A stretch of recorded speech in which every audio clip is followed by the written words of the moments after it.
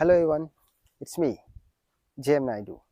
जय श्री माता to all and merry Christmas.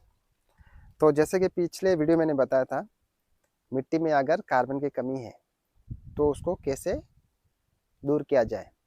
और कार्बन किसको रिप्रेजेंट करते हैं? श्री गणेश तत्व को, राइट। श्री गणेश को रिप्रेजेंट करते हैं।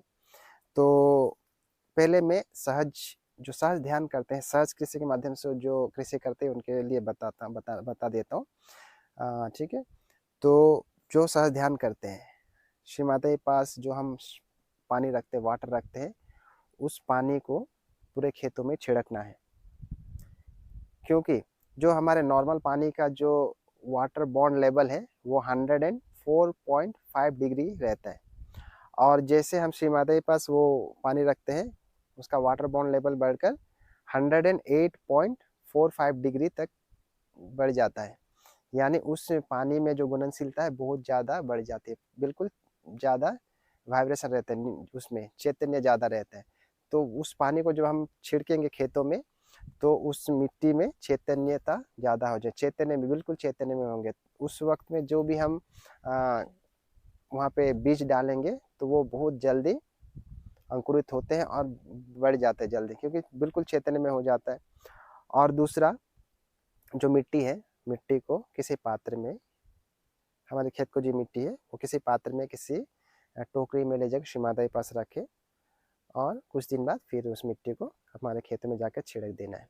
तो जिससे उस मिट्टी में ज़्यादा चैतन्यता आ जाएगी, तो वो ऑटोमेटिकली धीरे धीरे उसमें कार्बन की जो कमी है वो बढ़ जाएंगे। जैसे मैंने बताया, इलेक्ट्रोमैग्नेटिक वेव्स, पूरे सृष्टि में ये 5 चीज़ ही है ना, इलेक्ट्रोमैग्नेटिक वेव्स, इसे चलता है।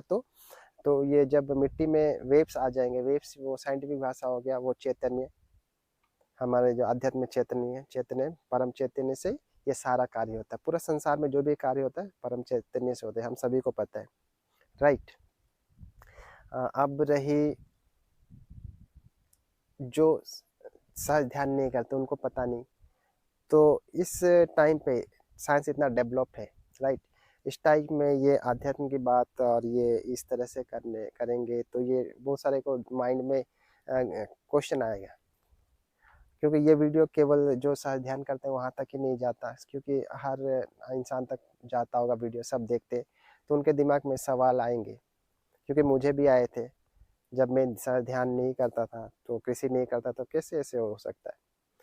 तो फिर मैं धीरे धीरे कोशिश किया। कोशिश मतलब देखिए, जो ऑर्गेनिक फार्मिंग कर रहे हैं, ठीक है, उनका ऑर्गेनिक से क्या होगा कि आपके खेतों में अनाज उगेंगे।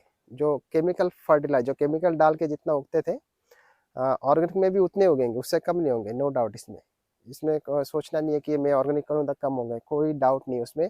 सही मात्रा में ऑर्गेनिक डालेंगे तो उतने उगेंगे, उससे थोड़ा ज़्यादा उगेंगे, लेकिन कम नहीं उगेंगे। ठीक है। और आपका उसमें क्या होगा, न्यूट्रिशन बहुत ज़्यादा रहेगा। केमिकल फर्टिलाइजर नहीं डालेंगे तो न्यूट्रिशन ज़्यादा रहेगा और वो हमारे हेल्थ के लिए अच्छा है। और इसी को अगर सहज में हम लोग कन्वर्ट कर देंगे, एक तो हमने ऑर्गेनिक किया है, अगर सहज में कन्वर्ट कर देंगे, चैतन्य के साथ जब हम कार्य करेंगे, कि पूरे चराचर में चैतन्य ही है ना, इसके साथ जब हम जुड़ेंगे तो वो आपका जो अनाज है वो 10% तक ज़्यादा बढ़ जाएंगे। ठीक है। तो अभी क्वेश्चन तो रहेंगे, तो इसीलिए मैं जो सहज कृषि नहीं कर रहे उनके लिए मैं बताना चाहूँगा, आपके पास जितने भी खेत हो, कितना बड़ा खेत हो, उसमें एक छोटा सा हिस्सा ले ले, उसमें सहज कृषि के माध्यम से खेती करें। और उसमें देखिए श्रीमाता के वाइब्रेशन वाटर वगैरह डालकर देखिए, और नॉर्मल ऑर्गेनिक करें। तो जिसमें हम श्रीमाता के वाइब्रेशन वाटर डाल के करते हैं उसमें ऑटोमेटिकली ज़्यादा पैदावार होता है, कोई भी अनाज, राइट। तो एक बार कोशिश करें, इसमें कोई फोर्स नहीं है, कोशिश करें, एक बार जुड़े। क्योंकि पूरे संसार में, पूरे चराचर में यही 5 चीज़ों से ही सब कुछ होता है, राइट।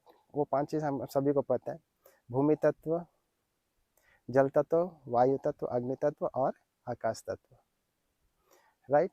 तो फिर इन 5 चीज़ों से जब संसार चलता है तो और इसमें जो घुलनशीलता है इस इनसे ही बढ़ते हैं। फर्टिलाइजर, कोई भी फर्टिलाइजर हम डाल दें केमिकल, उससे घुलनशीलता नहीं बढ़ती, राइट।